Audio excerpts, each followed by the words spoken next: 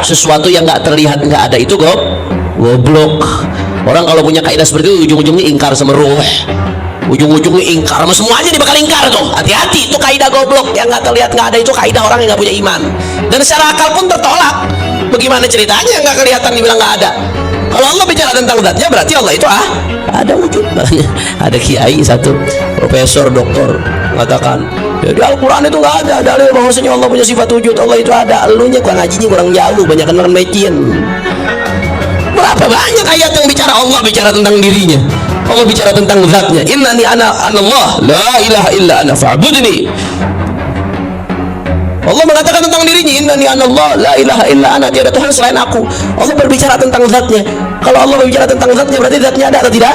Ini dalil wujud di Al-Quran. Ribet-ribet deh, tinggi-tinggi jadi profesor ngaji yang dasar Darul Mustafa agak paham. Orang Darul Mustafa anda jelasin sekali paham apa kagak deh? Selesai, alhamdulillah, nggak perlu gelar tinggi-tinggi. Ente nanti dikasih gelar profesor sama Habib Muksen pulang dari sini. Itu al-wujud. Ya, sifat wajib yang pertama adalah al-wujud. Makanya kalau sifat 20, wujud qidam baqa mukhalafatu lil hawaditsi qiyamuhu wahdaniyah qudrat iradah ilmun hayat sama basar kalam qadiran aliman hayyan sami'an basiran mutakalliman. Sallu ala Nabi Muhammad. Ya, sifat pertama yang kita mesti kenal sifatnya Allah Subhanahu wa taala yang pertama adalah wujud. Karena kalau nggak ada sifat wujud, maka sifat-sifat yang lain nggak ada. Sifat yang pertama yang harus ada pada Allah Subhanahu wa taala adalah sifat wujud. Nah, sifat wujud ini disebut juga sifat nafsiyah. Sifat wujud ini disebut juga sifat nafsiyah karena sifat ini berkaitan dengan zatnya Allah Subhanahu wa taala. Artinya apa sifat wujud? Bermakna thubuti syai' wa tahaqquqihi wajibun lahu ta'ala li dzatihi la li'illah. Ya, sifatnya Allah Subhanahu wa taala wujud adalah wajib keberadaan Allah Subhanahu wa taala.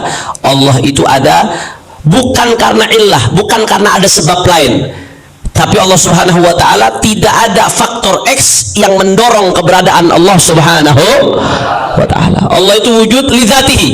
Memang karena zatnya Allah itu sendiri, bukan karena ada faktor lain yang mendorong keberadaan Allah Subhanahu itu wujud.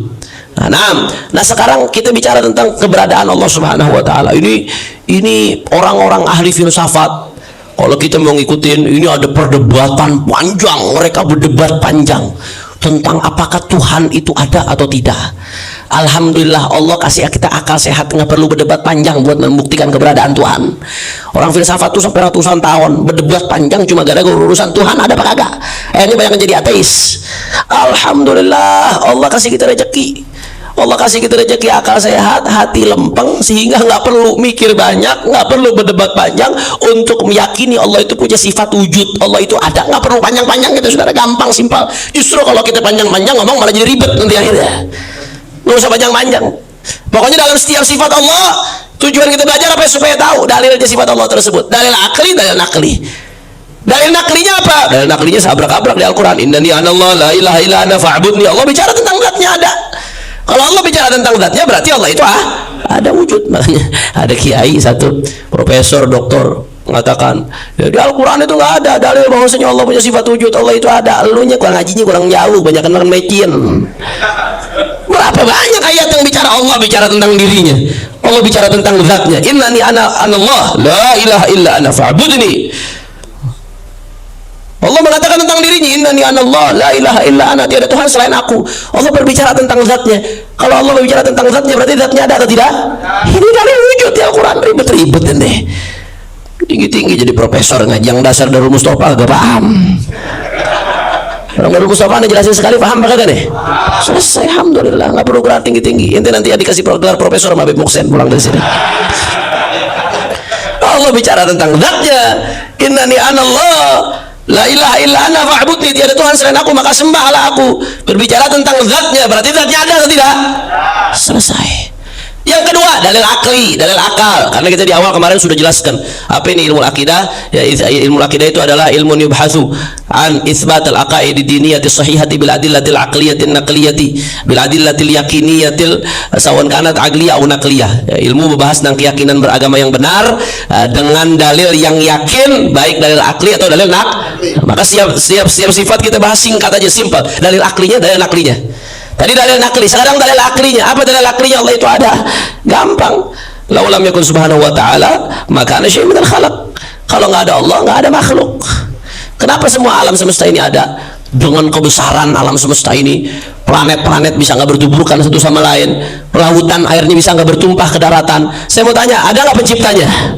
Ini semua ada nggak penciptanya? Kalau ada penciptanya, maka penciptanya adalah Allah. Selesai.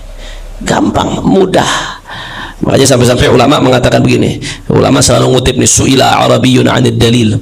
Seorang Arabi, orang Badui ditanya tentang dalil wujudnya Allah Subhanahu wa taala.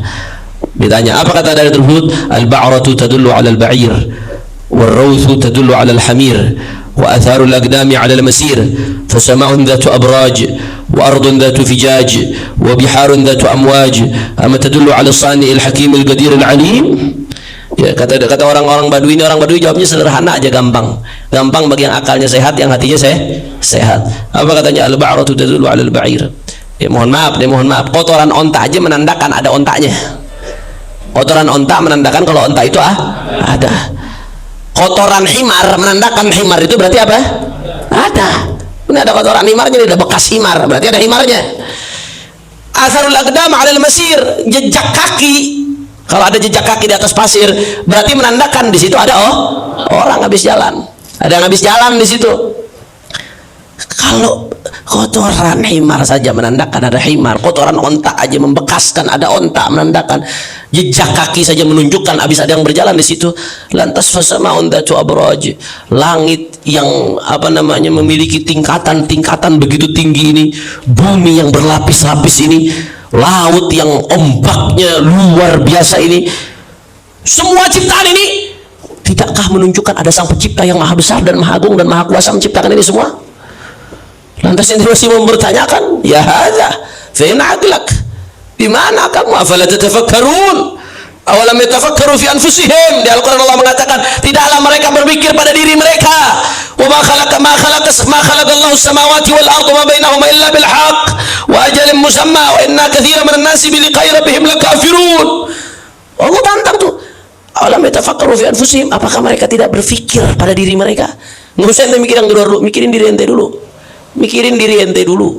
Ini mata bisa ngelihat, subhanallah, nggak ada habisnya, luar biasa, bertahun-tahun nggak pakai dicas, nggak pakai diapain.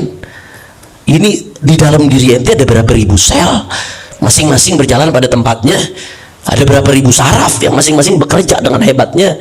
Andai Allah mau geser satu aja, mati rodok ente. Bergeser satu aja, anda ngerasain saraf kejepit itu bukan putus, bergeser dikit. Gara-gara ada bengkak, ada pembengkakan, ada bantalan tulang yang sobek, bengkak, bergeser dikit, nggak bisa bergerak kita sebulan pakai kursi roda. Allah tunjukin tuh, ya Allah, nikmatmu luar biasa ya Allah. Darah dia mengalir tetap pada tempatnya, dia nggak ngacak kemana-mana tuh darah. Bayangin kalau ente nangis toto keluar darah, kencing toto keluar darah, tuh darah tahu jalurnya kemana, nggak bercampur dia sama yang lain. Ente bayangin perut ente dimasukin segala macam bentuk makanan, dia bisa nyerna, dia bisa bekerja dengan baik, dan seterusnya dan seterusnya dan seterusnya. Afala yatafakkaru fi anfusihim? Awalam yatafakkaru fi anfusihim? Tidaklah mereka berpikir pada diri mereka. Kita kalau memikir pada diri kita saja, manusia saja belum tuntas meneliti tentang diri manusia sendiri. Bagaimana dengan yang lainnya, saudara? Takbir! Allahu Akbar, Allahu Akbar, Allahu Akbar. Maha besar Allah. Belum lagi kita bicara luar angkasa, belum lagi. Ya Allah, ya Allah. Sedemikian hebat ciptaan Allah Subhanahu wa taala. Lantas ini enggak menunjukkanmu kepada Sang Pencipta?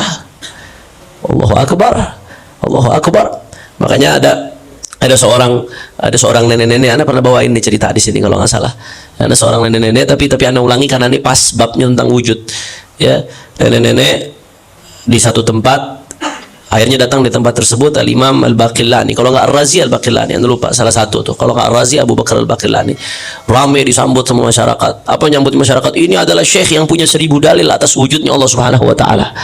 Ini syekh ini yang datang nih, yang kita sambut, dia punya 1000 dalil atas wujudnya Allah Subhanahu wa taala. Maka disambut segala demikian rupa dengan hebat, dengan geger disambut, karena dia tahu 1000 dalil atas wujudnya Allah Subhanahu wa taala. Nenek-nenek dengan polos jawab, "Hah? 1000 dalil? 1000 dalil? Iya, 1000 dalil. Ya Allah, wujudnya Allah, keberadaan Allah nggak butuh walaupun cuma 1 dalil, apalagi 1000 dalil. Ini semua yang ada depan muka kita udah adalah wujud, adalah dalil keberadaannya Allah Subhanahu wa taala, saudara. Buat apa 1000 dalil? Yang kita lihat semuanya ada dalil keberadaan Allah. Buat apa nggak butuh 1000 dalil?" Itu syekhnya dengar perkataan nenek-nenek tersebut, itu syekh ketawa. Syekhnya ketawa, bukannya ngeremehin nenek-nenek, justru bertakjub sama nenek tersebut. Allahumma imanan ka imanil ajaiz.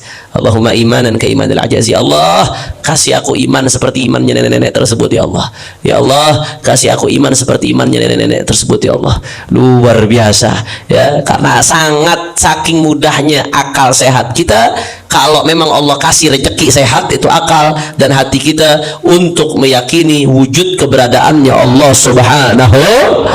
Ada orang yang mengatakan, tapi Habib, sesuatu yang nggak terlihat tuh berarti nggak ada.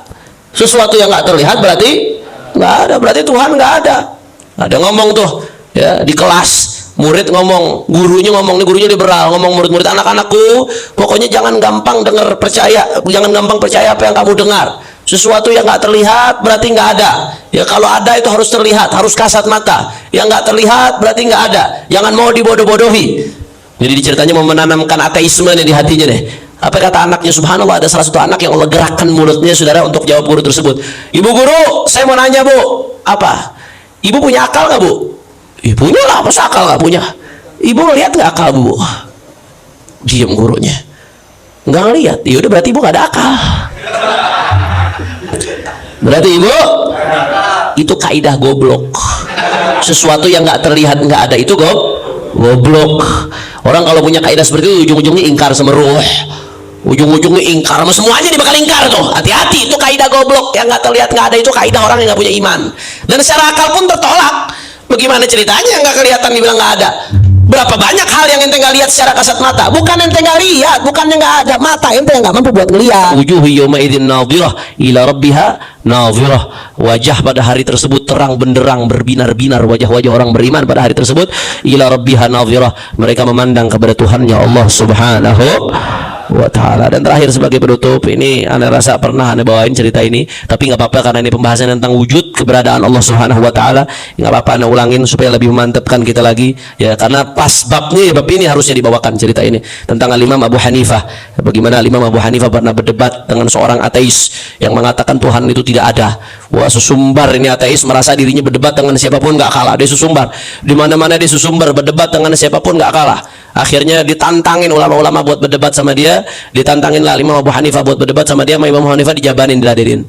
Nah, ditentukan tempatnya jam sekian, waktunya sekian, kumpul semuanya orang untuk menyaksikan debat tersebut ya, siapapun yang kalah akan ngikut kepada pendapat yang menang. Singkat cerita, dimulailah dibikin tempat perdebatannya, disaksikan oleh banyak orang, ribuan orang hadir saat itu. Orang ini ateis ini udah datang, Imam Abu Hanifah sengaja ditelat-telatin. Imam Abu Hanifah ditelat-telatin sengaja. Sesumbar nih orang, sesumbar, wah sesumbar. Abu Hanifah nggak berani, anda udah bilang dari awal dia nggak bakal berani datang. Dia udah kalah nih, wah makin sejam, 2 jam, 3 jam nggak datang Imam Abu Hanifah. Makin sesumbar nih orang, anda udah bilang udah benar nih, ente semua diikut sama anda. Itu ulama-ulama udah pada detak-detak, udah deg-degan pada ulama-ulama ini. Bagaimana nih Abu Hanifah nggak datang, ini bisa pada murtad orang ini rame-rame nih. Menang ini ateis ini, kalau Abu Hanifah nggak datang bahaya ini, kacau ini, bisa-bisa ini. Singkat cerita, akhirnya apa yang terjadi? Setelah sekian lama Imam Abu Hanifah datang. Nah, datang juga akhirnya. Kenapa kamu Abu Hanifah kok bisa telat? Kata Abu Hanifah, iya, saya ini datang dari seberang lewatin sungai. Tadi begitu saya datang, nggak ada perahu, saya nggak bisa nyebrang. Saya tunggu, akhirnya setelah saya tunggu lama, ada pohon. Itu pohon ngebelah dirinya sendiri. Setelah pohon itu ngebelah dirinya sendiri, dia ngebentuk dirinya sendiri menjadi perahu. Setelah ngebentuk dirinya sendiri jadi perahu, itu pohon nyamperin saya.